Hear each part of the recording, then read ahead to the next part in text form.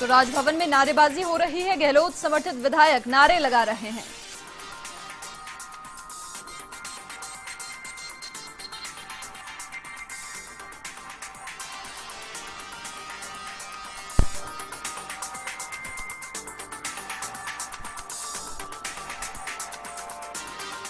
चलिए और अधिक बातचीत के लिए वन टीवी के चैनल हेड फोन लाइन पर हमारे साथ जुड़ चुके हैं अनिल लोढ़ा जी। अनिल जी, देखिए लंबे समय से आप राजनीति को देखते आ रहे हैं, परखते आ रहे हैं। इस प्रकार का जो सियासी घटनाक्रम है, जो नजारा है, क्या देखा है आपने पहले कभी?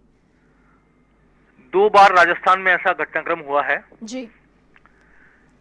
देखने में तो भैरव सिंह शेखावत के जमाने में आया था, जब उनके 93 विधायक आए थे जी। और किसी को बहुमत नहीं मिला था और काफी निर्दलीय थे, 18-20 मेरे ख्याल से जी। और तत्कालीन राज्यपाल जो चिन्ना रेड्डी थे, उन्होंने किसी को भी आमंत्रित नहीं किया था जी। लेकिन उन्होंने भैरव सिंह शेखावत ने कम से कम भी 10-12 विधायकों का समर्थन जुटा लिया था। 105 के आसपास जब हो गए थे जी। तो उसमें गवर्नर ने, राष्ट्रपति शासन था तो चारों तरफ बैरिकेडिंग करा दी पूरे जयपुर शहर में। ऐसा लगने लगा कि वे शायद कांग्रेस के हृदय जोशी को शपथ दिलाने जा रहे हैं 2 दिन के अंदर, जबकि कांग्रेस के पास 75 विधायक ही थे। जो निर्दलीय थे उनके सहित भैरव सिंह शेखावत पर 107 लोग हो गए। इनमें नरेंद्र कंवर भी थी, रोहिताज शर्मा भी थे, मंगलाराम कोहली भी थे।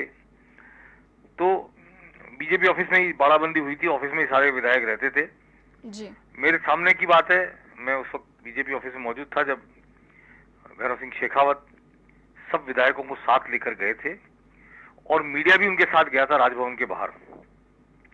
मीडिया को राजभवन में प्रवेश नहीं दिया गया। भैरव सिंह शेखावत ने 105 से ज्यादा विधायकों की परेड कराई गवर्नर के सामने जी। और कहा कि गिन लीजिए और हम यहाँ से विधायक तभी जाएंगे जब आप हमें सरकार बनाने का निमंत्रण देंगे। जी। इस दौरान फिर मीडिया को भी अंदर प्रवेश दिया गया और उस वक्त इलेक्ट्रॉनिक मीडिया इतना पावरफुल नहीं था, लगभग बिल्कुल नहीं के बराबर था, केवल दूरदर्शन हुआ करता था। तो भी जो प्रिंट मीडिया था उसका प्रभाव काफी था और लोग तब मीडिया से डरते थे और मीडिया की आलोचना को लोकतंत्र में बहुत सहज भाव से सम्मान से लिया जाता था। जी। 4 घंटे की बहस के बाद शाम को 3 बजे लगभग 3 घंटे 4 घंटे बाद भैरव सिंह शेखावत वहां से सरकार बनाने का निमंत्रण पत्र लेकर ही लौटे। जी। और उस वक्त इसी तरह राजभवन में ये दृश्य मौजूद था कि सारे विधायक मौजूद थे। उन्होंने गिनती करवाई एक एक विधायक की और सबके पास में उनका कार्ड था कि वो कहाँ से विधायक हैं। जी। करा एक दृश्य तो मैंने तब देखा और 3 घंटे बहस करके धरना देके वो राज्यपाल से सरकार बनाने का निमंत्रण लेकर ही लौटे।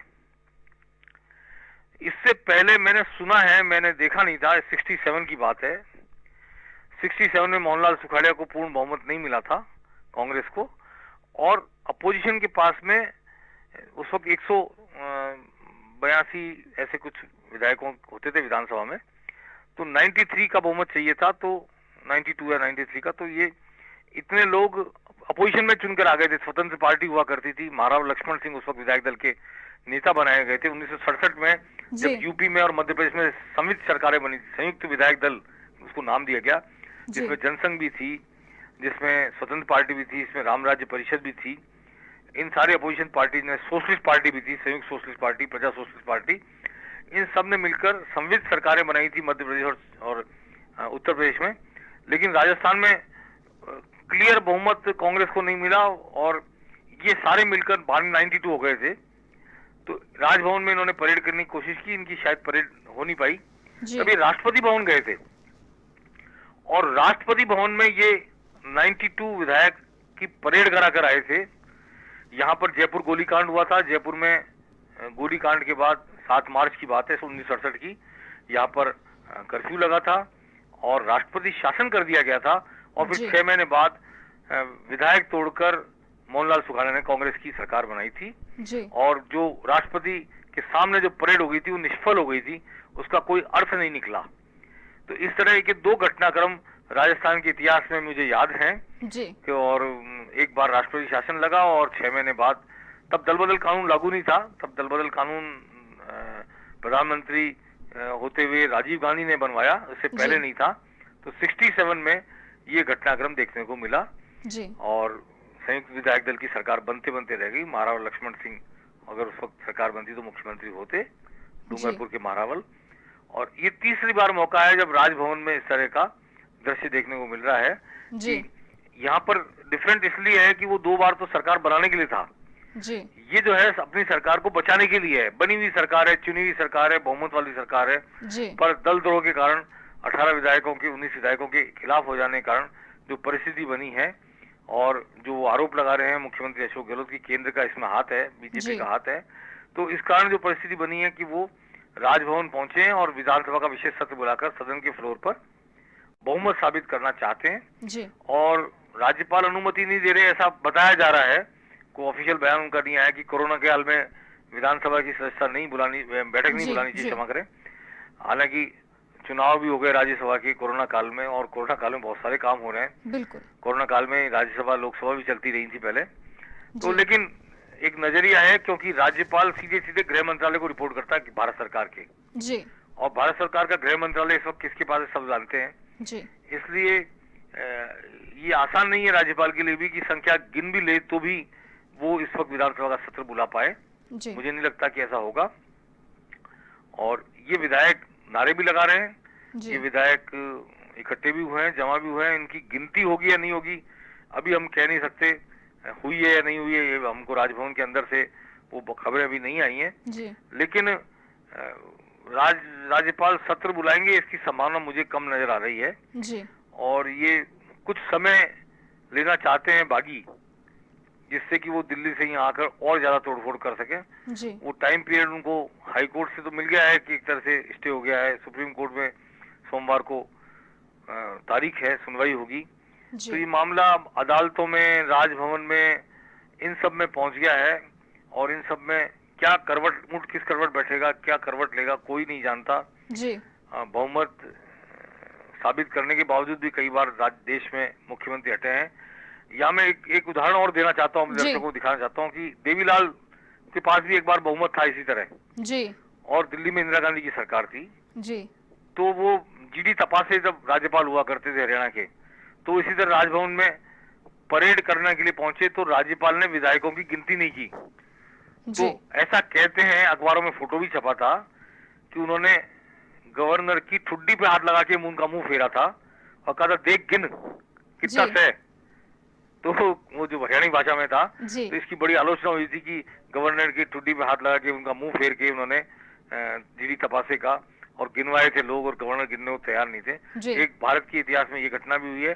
भारत के इतिहास में एक घटना ये भी हुई है कि एनटी रामाराव जब चीफ मिनिस्टर थे, पूरा बहुमत था उनको, उसके बावजूद इंदिरा गांधी ने उनकी सरकार गिराई थी और थोड़े से दिन में इंदिरा गांधी को वापस उनको बहाल करना पड़ा। उन्होंने पूरे आंध्र प्रदेश में भूचाल ला दिया था और जो रथ पे बैठकर जो रैली निकाली थी वो अद्वितीय थी और उनका बहुमत होने के कारण उन्हें वापस से फिर सत्तारूढ़ किया गया। तो ऐसे कई उदाहरण भारत के इतिहास में, आजाद भारत के इतिहास में हैं। संविधान की अनुच्छेदों की खिल्लियां भी उड़ाई गई। जी केंद्र राज्य संबंधों को लेकर जब बात होती है तो हमेशा राज्यपाल की भूमिका पर चर्चा होती है और राज्यपाल केंद्र के प्रतिनिधि के तौर पर जो काम करता है। अगर दूसरी पार्टी की सरकार होती है केंद्र में और राज्य में अलग अलग, तो उस स्थिति में राज्यपाल की भूमिका हमेशा कटघरे में खड़ी की जाती रही है। और ये आज का जो ये वाकया है और ये इस वक्त राजस्थान में जो घटनाक्रम घट रहा है, जी मुझे लगता है कहीं यह भी एक ऐसा ही उदाहरण बन के न रह जाए राजनीतिक शास्त्र के विद्यार्थियों के लिए भी और भारतीय राजनीति के लिए भी। जी अनिल जी, देखिए मौजूदा जो सियासी हालात फिलहाल प्रदेश में बने हुए हैं, कयासों का जो दौर है वो भी कहीं ना कहीं एक बार फिर से अपने चरम पर आ गया है। क्या आप कहेंगे पूरे राजनीतिक परिदृश्य को लेकर?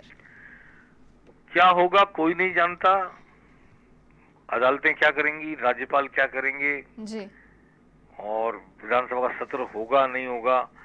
अब तो बहुत सारी बातें उन निकायों पर या उन संवैधानिक संस्थाओं पर निर्भर है जी जिनको पॉलिटिकली एनालाइज नहीं किया जा सकता। हम राज्यपाल के फैसले को राजनीतिक रूप से उसके बारे में आकलन नहीं कर सकते फिलहाल। जी हम कोर्ट के फैसला क्या होगा इसका आकलन नहीं कर सकते, इस पर कयास नहीं लगा सकते, लगाने भी नहीं चाहिए।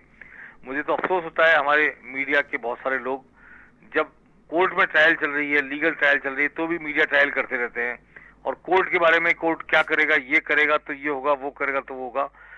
सामान्यतः ये परंपरा होनी चाहिए कि जब कोर्ट की ट्रायल हो रही हो तो मीडिया ट्रायल ना करे। फिर भी चूंकि अब हमारे लोकतंत्र में, भारतीय लोकतंत्र में अब मीडिया बहुत आगे बढ़ गया है, बहुत आगे चला गया है, इसलिए मेरी इस सोच को हो सकता है दकियानुसी सोच माना जाए, परंतु स्वस्थ लोकतंत्र में ये जरूरी है कि चौथा स्तंभ भी बाकी जो स्तंभ हैं उनके साथ अपने संबंधों की मर्यादा को समझे, उनकी मर्यादा को समझे। जी अनिल जी, देखिए मुख्यमंत्री अशोक गहलोत ने राजभवन में शक्ति प्रदर्शन तो कर दिया, लेकिन अगला कदम क्या हो सकता है मुख्यमंत्री का? मुख्यमंत्री अगला कदम से निर्भर इस बात पे करेगा कि राज्यपाल क्या करते हैं। हो सकता है मुख्यमंत्री वहीं बैठ जाएं विधायकों के साथ कि मैं तो जाऊंगा ही नहीं जब तक आप विधानसभा सत्र आउट नहीं करोगे। जी, ये भी कर सकते हैं जैसे भैरव सिंह शेखावत ने किया था। बिल्कुल। विधायक वहां बैठ जाए धरना देके, वहीं खाना खाएं, वहीं रहें, गेस्ट बन जाए गवर्नर के। ये भी कर सकते हैं वो। ये भी कर सकते हैं कि आ जाएं वापस बाहर, गिना दें पत्रकारों को कि ये देखिए गिन लीजिए हमारे इतने साथी हैं, गवर्नर फिर भी नहीं मान रहे। ये अब देखिए राजनीति में प्रोपोगंडा का बड़ा भारी महत्व होता है और प्रोपोगंडा का इंस्ट्रूमेंट है मीडिया। जी। तो मीडिया का जो प्रोपोगंडा होता है उसका भी एक प्रेशर क्रिएट होता है उसकी वजह से। और मैं ये तो नहीं कहता अदालतों में प्रेशर क्रिएट होता है, लेकिन मैं ये कहना चाहता हूँ कि जो लोग पॉलिटिकली डिसीजन लेते हैं, पॉलिटिकली एक्ट करते हैं, पॉलिटिकली रणनीति बनाते हैं, उन पर जरूर मीडिया के प्रोपोगंडा का असर होता है। और ये प्रोपोगंडा का भी कोई असर होगा। जैसे मुख्यमंत्री ने प्रधानमंत्री को चिट्ठी लिखी, जी, उसका प्रोपोगंडा हुआ कि प्रधानमंत्री के ध्यान में ले आया हूं मैं ये बात, ताकि वो बाद में ये ना कह सके मुझे पता नहीं था कि ऐसा हो रहा है। जी, ठीक है ना। तो ये एक बड़ा प्रोपोगंडा हुआ कि एक चिट्ठी बार बार दिखाई गई, मुख्यमंत्री का बयान चला और प्रधानमंत्री को ये बात बता दी है मैंने, ये वो रिकॉर्ड पर ले आए। जी। तो बहुत सारी चीजें रिकॉर्ड पर लाने के लिए होती हैं ताकि वक्त जरूरत काम आए, सनद रहे। तो सनद रहेगा और वक्त जरूरत काम आएगा, ये प्रदर्शन भी, ऐसा मुझे लगता है। जी। चलिए अनिल जी, बहुत शुक्रिया आपका तमाम जानकारी साझा करने के लिए। तो देखिए लगातार तथ्यात्मक जो जानकारी है वो चैनल के माध्यम से आप तक पहुंचाई जा रही है। देखिए नारेबाजी का जो दौर है वो यहां पर जारी है। मुख्यमंत्री अशोक गहलोत के लिए नारेबाजी यहां पर हो रही है। विधायकों से मिले हैं राज्यपाल कलराज मिश्र। राजभवन से सीधी तस्वीरें हैं आपकी टीवी स्क्रीन पर। शक्ति प्रदर्शन कर दिया है मुख्यमंत्री अशोक गहलोत ने। बहुत ही अहम दिन आज राजस्थान की सियासत का। राजभवन से सीधी तस्वीरें आप देख पा रहे हैं। सोशल डिस्टेंसिंग भी यहां पर मेंटेन की गई है। विधायकों की परेड करवाई राजभवन में। बहुत अहम बात यह हो जाती है सुबह से ही नए नए मोड़ राजस्थान की राजनीति के सामने आ रहे हैं। पहले हाईकोर्ट का स्टे, उसके बाद मुख्यमंत्री अशोक गहलोत की प्रेस कॉन्फ्रेंस,